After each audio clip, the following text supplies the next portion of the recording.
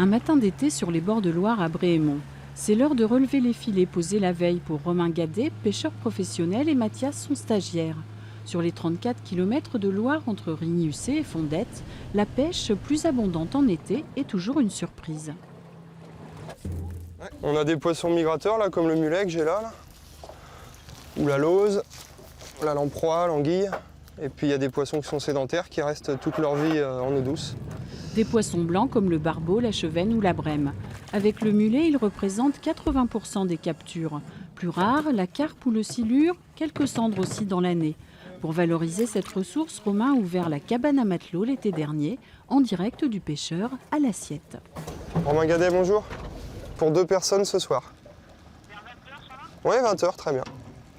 La pêche, c'est une toute petite partie du métier. Il y a plein de choses à faire après avec le poisson. Il faut le préparer, le transformer, le cuisiner.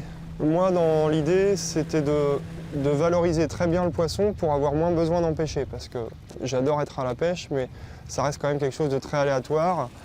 Et puis la ressource n'est pas infinie non plus. T'as fait quoi? Alors, il y a 2 mulets, un barbeau et 2 brèmes. Ah génial, parfait. Et un carassin. Et un carassin.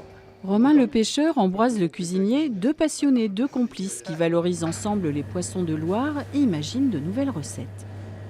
On a fait du mariné, du fumé, du cru, du cuit, on a tout essayé parce que c'est des poissons qu'on ne trouve pas au lycée hôtelier, ça, le chevenne, l'aspe, le barbeau. Du coup, j'ai dû tester des recettes. Romain connaissait déjà pas mal de choses sur le poisson de Loire, du coup, c'était top aussi de l'avoir comme guide.